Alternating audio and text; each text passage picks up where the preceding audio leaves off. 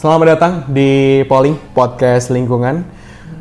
Sebelumnya kenalin, gue Fiteto Nur Faizin, bisa disapa Anto dari Lingkungan Hidup BMKM IPB. Yes. Dan di sini udah kedatangan tamu yang keren banget. Bisa dikenalin dirinya, Kang? Oke, selamat pagi, selamat siang, selamat sore, selamat malam, atau kapanpun itu teman-teman menyaksikan Polling pada kali ini ya. Perkenalkan, nama saya Iwana Mujahid, selaku Ketua Umum Himpunan Mahasiswa Konservasi Sumber Daya Hutan dan Ekowisata atau Himakova dari Fahutan Angkatan 57. Oke. Yes. Ya, jadi teman-teman sekalian, hari ini bertepatan dengan tanggal 22 Mei 2023 yang juga merupakan Hari Keanekaragaman Hayati Sedunia. Yes. Jadi kali ini kita bakal banyak ngobrolin tentang keanekaragaman hayati. Berarti bahas keanekaragaman hayati sekarang ya. Atau kalau biar kita gampang nyebutnya, yang gua tahu tuh disebut dengan kehati, bener kan? Yes, bener. Keanekaragaman hayati kita singkat aja kehati lah, biar cepet ya. Okay, biar enak juga didengar. Ya, kita langsung masuk aja mungkin ke obrolan yang hot ini ya teman-teman, dari kehati ini. Sangat apa tuh, Bang? Oke, bisa dijelasin nih Bang ke teman-teman semua, pengertian atau definisi dari kehati itu sebenarnya itu apa gitu Bang? Jadi kalau menurut gue sendiri atau ya, terkait dengan kehati atau keanekaragaman hayati, kalau gue mungkin menyampaikan secara familiarnya mungkin ya, dari bahasa, dari namanya sendiri deh, keanekaragaman dan juga hayati. Kalau keanekaragaman itu kan seperti yang kita ketahui ya, beragam gitu kan, bervariasi gitu kan, banyak jenisnya gitu kan. Kemudian kalau hayati, seperti yang kita ketahui juga, hayati itu lebih kepada sumber daya alamnya. Jadi kalau mungkin secara garis besar atau secara singkatnya, secara umumnya, keanekaragaman hayati itu lebih kepada keanekaragaman atau variasi, beragam varietas atau variabilitas tentang sumber daya alam gitu yang ada di dunia gitu toh. Oke. Di era saat ini gue cukup dengar familiar istilah dari biodiversitas gitu. Biodiversitas. Dan biodiversitas dengan kehati itu sebenarnya tuh sama atau beda gitu Bang? Oke, ini kalau menurut gue sendiri ya, itu sempat gue pernah baca juga, karena kebetulan kan gue Fahutan ya, jadi maksudnya banyak laprak gue mahasiswa bos, ya kan, laprak gue kan masih banyak. Iya, gue baca jurnal-jurnal, artikel atau skripsi orang itu ngebahas tentang keanekaragaman hayati, ngebahas biodiversitas, yang mana sebenarnya artinya sendiri itu sebenarnya kurang lebih mirip sama gitu, karena kepanjangan dari biodiversitas itu adalah biological diversity, gitu. Biological diversity itu kan sama gitu dengan keanekaragaman hayati. Jadi kalau menurut gue sendiri, keanekaragaman hayati dan juga biodiversity ya itu sama kayak gitu. Ya, dan cakupannya juga sama-sama makhluk hidup gitu loh. Ya, dan juga teman-teman berarti Kang Iwe ini dari Himakova, berarti dari departemennya adalah KSHA ya? Yes. Dan di dalamnya juga mempelajari tentang keanekaragaman hayati. Yes. Matkulnya dalam matkul apa Bang? Ada banyak banget matkulnya kebetulan. Bahkan kita tentang satwa liarnya juga ada, kemudian terkait dengan tumbuhan obat dan pangannya juga ada gitu. Itu banyak sebenarnya. Bahkan satwa liar tuh nggak cuma sebatas pembelajaran terkait dengan pengelolaan gitu, tapi terkait dengan yang lain, terkait dengan satwa liar gitu. Oke, di era saat ini, di era 4.0, industri 4.0 juga identik dengan fase perubahan gitu ya. Fase perubahan dari dunia ini. Dan yang sedang gencar dicanangkan adalah dari program semua pembangunan harus berdasarkan dengan konsep lestari. Lestari. Konsep lestari itu tuh sebenarnya adalah suatu apa yang kita lakukan di saat ini tidak akan mengurangi dan merugikan haknya di generasi yang akan datang. Oke. Jadi tetap istilahnya sustainability. Berkepanjangan lah ya. Istilah berkelanjutan lah ya gitu ya. Dan kalau untuk lestari ini kan, itu tuh yang gue ketahui itu ada 3 aspek gitu. Itu ada aspek ekologi, aspek ekonomi, dan aspek sosial. Nah, kalau dari kehati ini tuh ada nggak sih dia tuh keterkaitan dengan ketiga aspek dari lestari ini kan? Oke, keterkaitan tentang ekologi ya. Sebenarnya kan kalau ekologi juga kan membahas terkait dengan makhluk hidup, terkait dengan sumber daya gitu kan. Tentang aspek ekologi yang ada di keanekaragaman hayati itu sebenarnya menurut gua erat gitu. Karena maksudnya gini, kita tuh ngebahas keanekaragaman hayati, ngebahas ekologi juga. Hitungannya ekologi itu ada dalam keanekaragaman hayati itu. Jadi kalau misalnya kita yang terkait dengan keterkaitan sesama antara keanekaragaman hayati dan juga ekologi itu sama. Kalau menurut gue sendiri. Terus yang kedua terkait dengan ekonomi. Nah ini yang menurut gue menarik. Ekonomi ini banyak banget contohnya. Lebih kepada bagaimana caranya kita bisa memanfaatkan sumber daya alam untuk dijadikan ekonomi, peningkatan finansial di sebuah daerah gitu, atau mungkin peningkatan finansial di Indonesia, peningkatan ekonomi gitu kan di Indonesia gitu kan. Itu salah satu contoh-contohnya kayak misal pernah nggak sih lo ke pasar? Pernah ke pasar nggak sih? Pasar. Kayak misalnya ya ke pasar biasa aja gitu. Kayak misalnya ada yang jualan bawang putih, itu kan semua berasalnya juga dari tumbuhan gitu kalau menurut gue ya. Benar. Itu pertama. Terus yang kedua terkait dengan aspek keanekaragaman hayati itu kan maksudnya salah contoh yang pertama dijadikan bisnis, dijadikan jual-jualan kayak gitu kan. Yang mana dengan jualan itu bisa meningkatkan finansial seseorang gitu yang jual di toko. Tapi di sisi lain ada juga selain jualan-jualan produknya, ada juga kayak ini ya gimana ya? Kalau misalnya gue sendiri ngelihat makin kesini orang-orang zaman sekarang tuh lebih kepada menikmati terkait dengan menikmati dan menyukai suatu hal yang dijual tapi bukan produk, tapi lebih kepada pemandangan. Misal keanekaragaman hayati di sebuah lokasi atau di Curug gitu kan. Itu kan ada banyak banget ya, ada banyak banget ekosistemnya. Buat healing ya, Pak? Iya, buat healing. Biasa kan semester gitu kan udah capek. Woi, ayo healing padahal tuh upload masih banyak. Juruk segala macam ya. Iya, maksudnya di situ kayak misal keanekaragaman hayati kita datang ke hutan gitu kan, atau datang ke sebuah lokasi yang mana menyajikan pemandangan gitu loh. Bahkan secara singkatnya, secara berpikir cepetnya itu kayak misal gini, kita pernah ke kebun teh di puncak atau kebun stroberi di puncak, ya kan? Itu tuh sebenarnya yang kalau misalnya pernah makan buahnya stroberinya itu nggak manis-manis amat, bahkan ada juga yang asem. Tapi kenapa orang masih ramai ke sana? Itu karena pemandangan itu. Nah di situ dari keanekaragaman itu, karena di situ ada banyak banget di sana, di situ juga ada kebun stroberi, kebun teh, gitu kan. Terus di situ juga banyak banget burung karena kan terbuka gitu kan. Bisa jadi tempat bird watching gitu. Pemantauan terkait dengan burung tuh kayak gimana nya. Kalau ke sosial nih menurut gua mungkin sedikit gambaran juga ke teman-teman yang di rumah juga sih sebenarnya. Kayak kalau di gua sendiri ya, jurusan gua kayak saya itu abang-abang gua banyak juga yang skripsian ke desa-desa.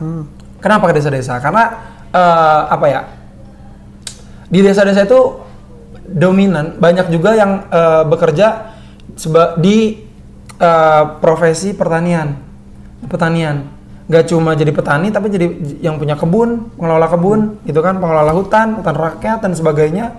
Itu kan dikelola juga kan. Termasuk dengan ini ya Bang, desa-desa hutan gitu. Desa hutan. Ya. Nah, itu juga salah satunya kan. Nah, terkait dengan sosial adalah lebih kepada biasanya ya. Kenapa tadi gue sebut-sebut desa? Karena desa-desa itu biasanya punya kebijakan masyarakat adat masing-masing, kebijakannya masing-masing, dan di situ kaitannya dengan keanekaragaman hayati. Kenapa masyarakat adat itu membuat peraturan-peraturan, kebijakan-kebijakan di desa itu? Karena dirasa flora fauna atau keanekaragaman hayati di sana tuh harus dijaga.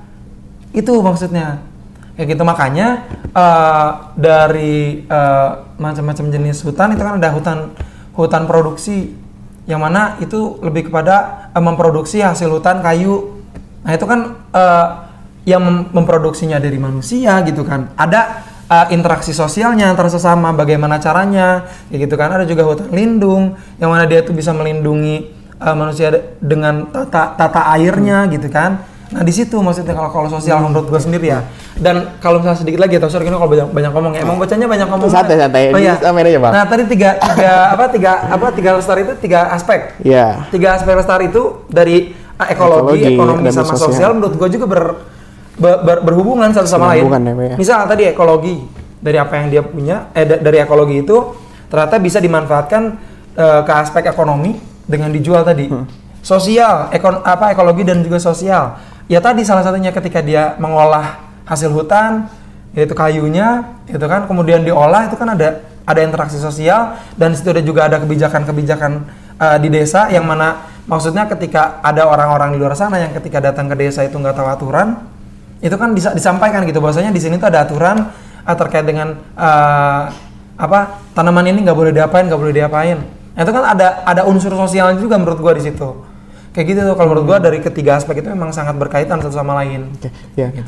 Keren banget sih tadi penjelasannya, dan yang cukup gua highlight adalah di sini bahwa yang bisa dimanfaatkan untuk ekonomi nggak cuma dari research tapi bisa dari orang-orang buat healing, itu juga termasuk dari nilai guna ya, nilai guna dari KHT ini sendiri.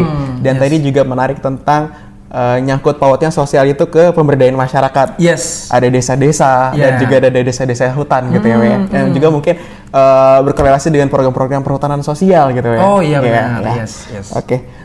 Mungkin kita next dulu ya. Boleh. Okay. Kepanjangan kalau bahasa kepanjangan nih. Soalnya, karena seru banget nih teman-teman bahasa lestari itu teman-teman. Oke. Nah, kita lanjut dulu ya. Selanjutnya ke permasalahan dulu ya. Permasalahan. Ya, permasalahan yang ada. Salah satunya adalah sekarang lagi gencar-gencarnya di tahun 1 atau 2 tahun lalu itulah pembangunan IKN. Pembangunan IKN. Pemindahannya ke Kalimantan. Yang dicanangkan adalah konsepannya adalah Smart Forest City ya. Smart Forest City. Apakah ini benar-benar bisa terrealisasi sebagai Smart Forest City atau jatuhnya tetap aja sebagai pembukaan lahan, alih fungsi lahan gitu ya? Apakah bisa diterapin nih untuk masalah KHT ini kayak? Sebenarnya kalau misalnya gue pikir-pikir ya, kebetulan beberapa waktu lalu ketika lagi bulan puasa kemarin, kebetulan ada acara dari NGO gitu menghadirkan dari pihak pemerintahan, menghadirkan dari pihak pewawancara atau mungkin dari jurnalis. Dari jurnalis dan juga dari mahasiswa, kebetulan dari Himakova juga yang hadir di sana. Itu bahasannya terkait dengan pemindahan IKN. Kayak gitu. Sebenarnya pemindahan IKN ya, karena yang tadi disampaikan sama Anto terkait dengan IKN itu pengen dibuat konsep Smart Forest City. Apa itu Smart Forest City? Yang gue dengar dari penjelasan orang-orang di sana, itu lebih kepada pengen membuat perkotaan di dalam kehutanan, di dalam hutan gitu. Maksudnya apa? Ketika dilacak menggunakan satelit, itu yang terlihat di atas tutupan lahannya adalah hijau. Maksudnya gini, ketika pohon-pohon di atas nih, bawahnya tuh kota-kota perkotaan. Nah itu yang sebenarnya pengen dibuat sama pemerintahan itu. Gue nggak tahu lanjut benernya apa enggak kayak gimana. Tapi beberapa kali ketika gue nonton di YouTube-nya, kemudian ketika gue ikutan kemarin diskusinya, kemudian ketika gue baca-baca juga sama, itu lebih kepada itu Smart Forest itu lebih kepada pembangunan kota di dalam hutan. Kayak gitu. Jadi kota berbasis hutan. Biar kelihatan semua vegetasi semua. Bukan hutan diganti jadi kota. Bukan. Karena Smart Forest itu tuh dari pemerintahan gini ya. Menurut gue dari pemerintahan juga sebenarnya kan paham gitu ya. Terkait dengan fungsi hutan itu apa, manfaat hutan itu apa. Jadi nggak mungkin pemerintahan itu akan membabat habis hutan buat membangun kota menurut gue. Nah pemindahan IKN itu yang tadi pemindahan IKN salah satu konsepnya adalah Smart Forest itu kurang lebih seperti itu. Cuma yang jadi pro and kontranya di masyarakat sekarang, pertama terkait dengan koridor satwa. Koridor satwa itu lebih kepada jalur-jalur yang biasa satwa liar lewatin. Sekarang gini, ketika udah ada beberapa pohon di hutan nih, pohon A, pohon B, pohon C itu jadi jalur orang hutan lewat. Sekarang pohon B dipotong. Gitu, secara dari A ke B itu kan susah. Masa harus lewat kota-kota? Gitu kan? Jadi yang punya jalan tuh nggak cuma motor-motor kendaraan, tapi hewan juga punya? Yes, betul sebenarnya. Itu yang ternyata gue juga baru tahu ketika gue kuliah kemarin. Ternyata emang ada dari hewan-hewan sendiri pun, satwa-satwa sendiri pun punya jalurnya masing-masing gitu loh, toh. Gitu. Dan ketika pemindahan IKN, otomatis kan akan ada pembangunan infrastruktur. Ya kan? Pembangunan infrastruktur dikala di tengah-tengah jalur koridornya satwa, gitu kan? Akhirnya koridor satwanya akan terganggu dong. Dan kebetulan kemarin ketika diskusi disampaikan ya dari pemerintah itu, dari orang pemerintahan itu nyampain bakal dibuat terowongan. Info-info itu terkait yang buat terowongan jalur koridor satwa sendiri gitu loh. Terowongan untuk satwa? Terowongan untuk satwa. Hitungannya itu adalah langkah dari pemerintah biar nggak terlalu menghancurkan itu kali ya. Menghancurkan hutan ya. Mungkin terlalu kasar, sorry ya Pak. Ini mah. Cuma itu maksudnya. Tapi yang jadi itu pro-nya menurut gue ya. Pro-nya adalah pemindahan ibu kota ini sebenarnya akan meningkatkan atau pemerataan terkait dengan peningkatan ilmunya, peningkatan ekonominya gitu. Nyambung sosial ekonomi. Iya, sosial ekonomi. Kenapa begitu? Karena kan kalau kita lihat ya, sekarang tuh orang-orang dari luar pulau tuh banyak jauh buat ngerantau, buat nyari uang. Dan makanya sekarang itu masih disebut dengan Java sentris.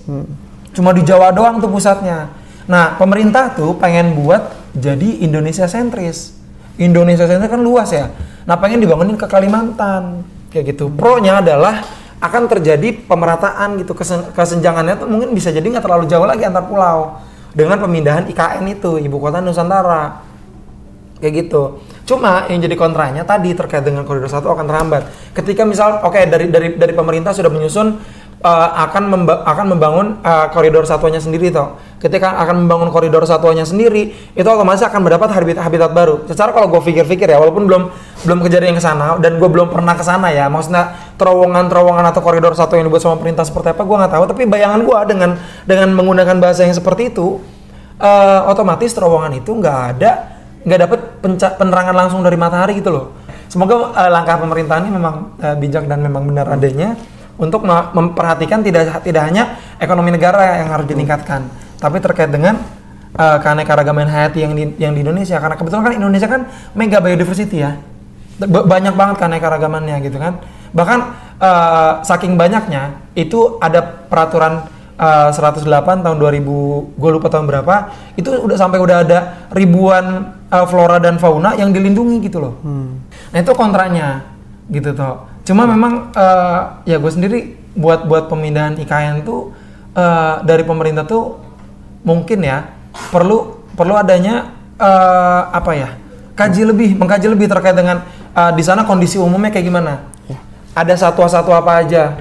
Oh ya gue lupa nyampein. Bahkan pemindahan IKN ke Kalimantan tuh ya. Sebelumnya pernah ada di IUCN tahu itu buat ngecek status kepunahannya flora atau fauna.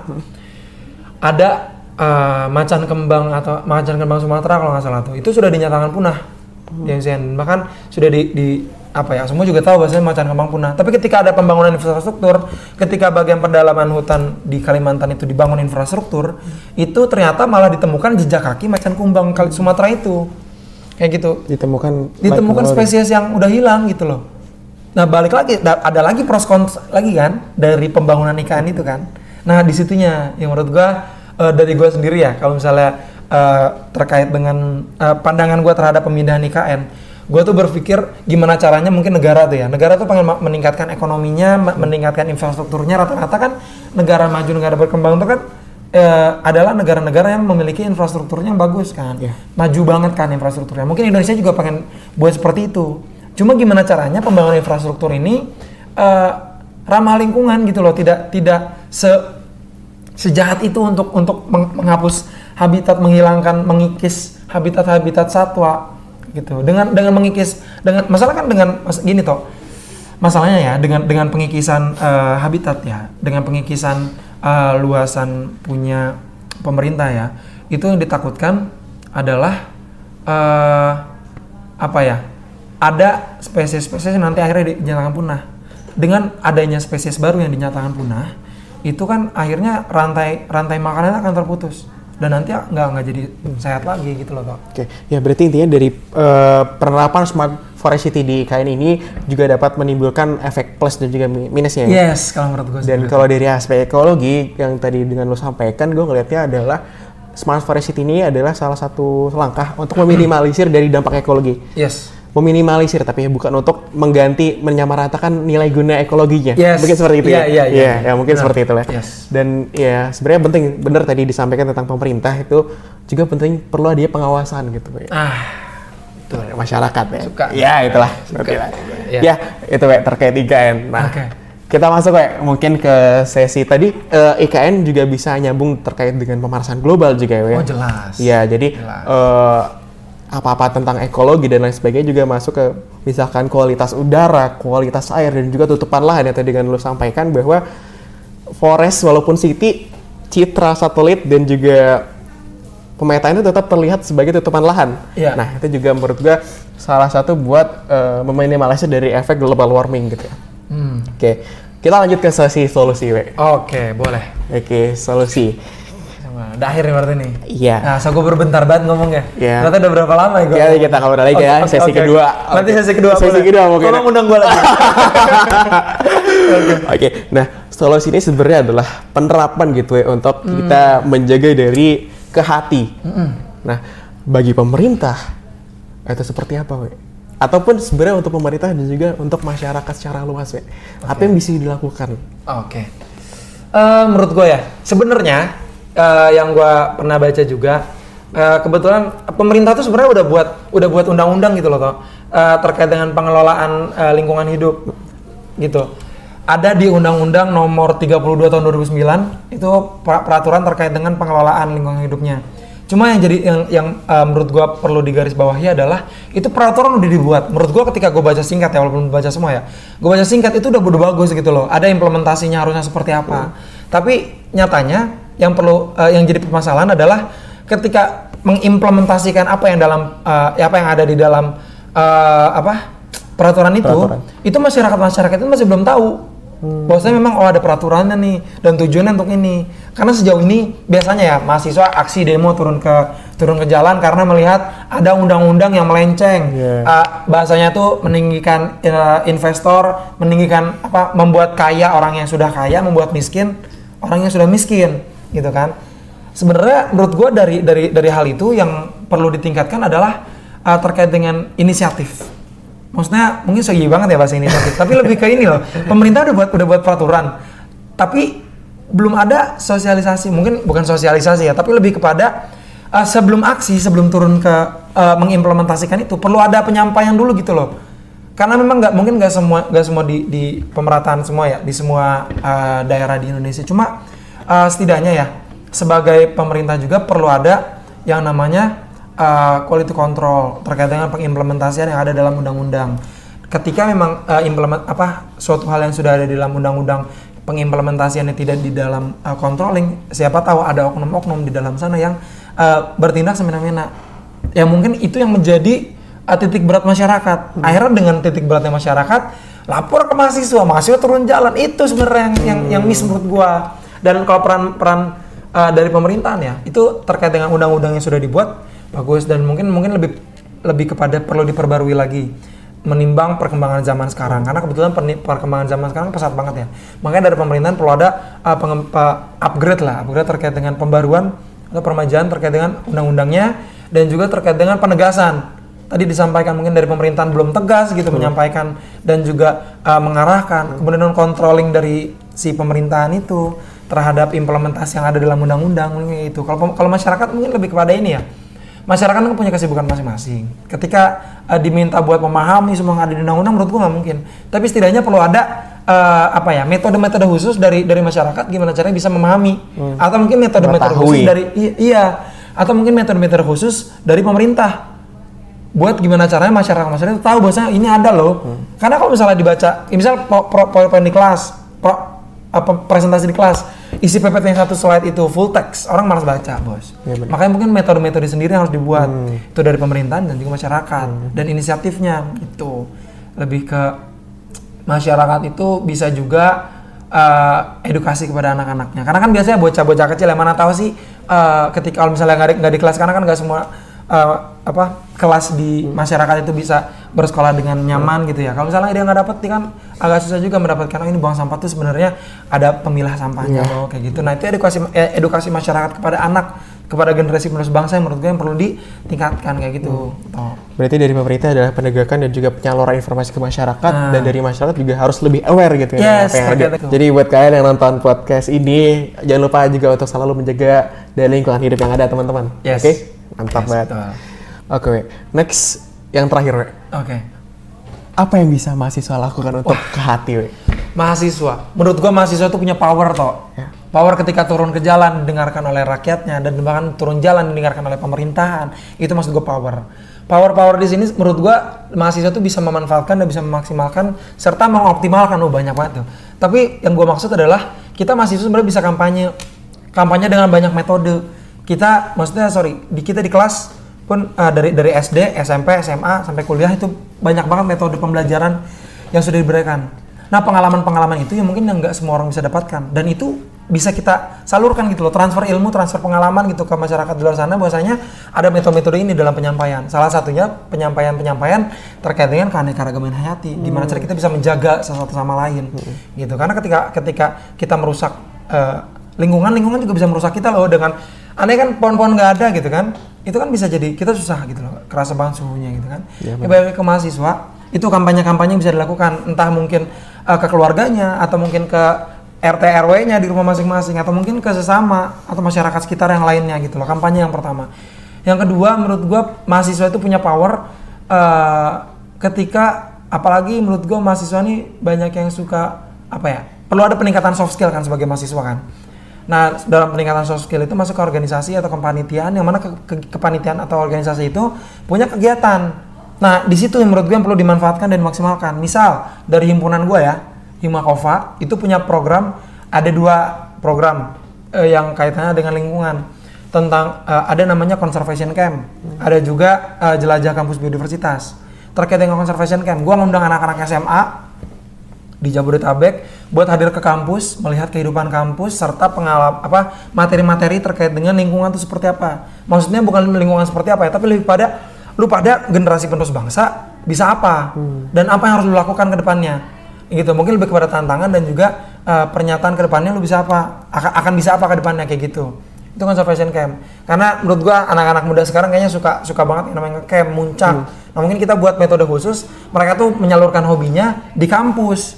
Gitu kan, kampus idaman mungkin ya, jadi kampus idaman mereka IPB University Bos, gitu kan, Conservation Camp kayak gitu. Terus ada juga proker kedua, Jelajah Kampus Biodiversitas toh. Jelajah Kampus Biodiversitas itu lebih kepada ngundang-undang anak-anak SMA buat keliling IPB, ngelihat suasana-suasana di kampus tuh kayak gimana, mahasiswa tuh bisa bebas berapa. Karena kalau kita lihat ya di media sosial banyak siswa-siswa mau SD, SMP, SMA tuh kayak mikir gue pengen kuliah soalnya bebas apa segala macam. Lah kita mah ya gue pengen buru-buruan lulus anjing. Capek gitu kan. Tapi setidaknya dengan menghadirkan siswa-siswa ke sekolah, ke kampus, itu kan dia bisa ngelihat, oh gini ya kehidupan di kampus. Oh gini ya gue bisa melakukan ini mereka itu. Tapi di sisi lain ketika gue bisa menghadirkan anak-anak SMA ke kampus, gue bisa menerangkan juga bahwa saya di PB itu punya banyak fasilitas. Ada taman hutan kampus, ada taman konservasi, ada kandang merak di depan, ada juga telaga inspirasi, ada juga kandang rusa, dan masih banyak menurut gue di PB. Nah di situ yang perlu kita sampaikan kepada teman-teman, kita sebagai mahasiswa pembelajar akademik yang akan meneruskan bangsa dengan manusia yang memiliki power banyak, itu tuh kita nggak cuma belajar 1 dan 2 doang, tapi kita belajar terkait dengan lingkungan juga, dan kita sampaikan kepada siswa bahwasanya di PB itu punya fasilitas untuk mendukung akan hal tersebut. Ya gitu, makanya Jelajah Kampus Biodiversitas menurut gua worth it gitu. Mungkin teman-teman di sana teman-teman yang di rumah ketika tahu dari Himakova ya ada kegiatan-kegiatan namanya Jelajah Kampus Biodiversitas, itu bisa ikutan karena nggak cuma siswa SMA ternyata di Jelajah Kampus Biodiversitas. Untuk mahasiswa nyampe angkatan berapa, We? Mahasiswa sebenarnya nggak ada batasan angkatan ya, tapi lebih ke batasan kuota. Karena target utama kita kepada siswa generasi penerus bangsa, tapi mahasiswa dan masyarakat umum punya kuota. Tapi buat Conservation Camp itu mungkin teman-teman mahasiswa bisa membantu branding namanya buat ke anak-anak alumni lu pada SMA lu di mana gitu kan. Kayak gitu tuh sebenarnya. Buat teman-teman yang tertarik biodiversitas, karir hayati bisa untuk join acaranya Himakova mungkin teman-teman ya. Juga mungkin tadi ini sedikit tambahan, We. Kalau mungkin solusi adalah hal sekecil-kecilnya yang bisa mahasiswa individu lakukan mungkin adalah menjaga lingkungan hidup gitu. Yes. Yeah. Salah satunya ini, mungkin sedikit ya, menjaga lingkungan hidup tentang abis makan buang sampah sembarangan. Itu hal kecil. Hal kecil yang berimpact besar. Misal terus ngerokok, itu tuh mungkin harus dikurang-kurangin gitu. Udah nggak ngerokok? Udah nggak ngerokok? Alhamdulillah. Masih. Ya, maksudnya kita tuh bisa, maksudnya gini loh, harusnya itu ini tuh yang gue sampaikan bukan cuma buat mahasiswa, tapi buat gue diri sendiri. Oke, boleh. Itu jadi nanti ketika gue lihat lagi nih kan podcast ini, gue bisa nonton ulang gitu loh, oh iya anjing gue mau jaga refleksi diri ya. Yes, kalian. Maksud gue itu boleh. Iya, sorry. Gitu. Jadi teman-teman tolong dijaga, hal-hal kecil itu bisa berdampak besar. Itu bagi lingkungan yang lebih sama. Kayak gunakan barang-barang yang dapat digunakan kembali gitu, reusable teman-teman dan sebagainya. Oke. Mungkin itu untuk kesempatan kita hari ini, sayang banget nggak kerasa waktunya juga udah cukup panjang ya. Gua rasa gua baru duduk, baru salam, tiba-tiba udahan. Udah berapa lama nih, gak tahu gua. Nanti kita lanjut lagi, Oke. Jadi buat teman-teman semuanya, terima kasih banyak yang sudah menyaksikan beberapa tadi ya. Atau mungkin kalau ada yang mau ditanyain lagi nanti bisa ngasih kontaknya boleh. Di bawah nih teman-teman. Ya, nomor gua boleh, Instagram gua juga boleh. Tapi sorry banget kalau misalnya tadi ada yang mungkin teman-teman bisa komen atau DM gua, Bang. Atau mau ngasih masukan karena di sini kita juga sama-sama belajar. Yes, kita sama-sama masih belajar gitu, masih belum selesai gitu loh belajar kita. Itu kalau misalnya ada yang salah boleh DM gua.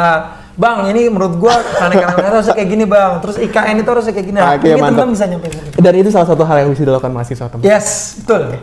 Ya. Itu teman-teman dan juga Iwe, terima kasih banyak sudah menyempatkan hadir. Oke, gua Anto. Gue Iwe. Kami pamit undur diri dan selamat Hari Keanekaragaman Hayati Sedunia.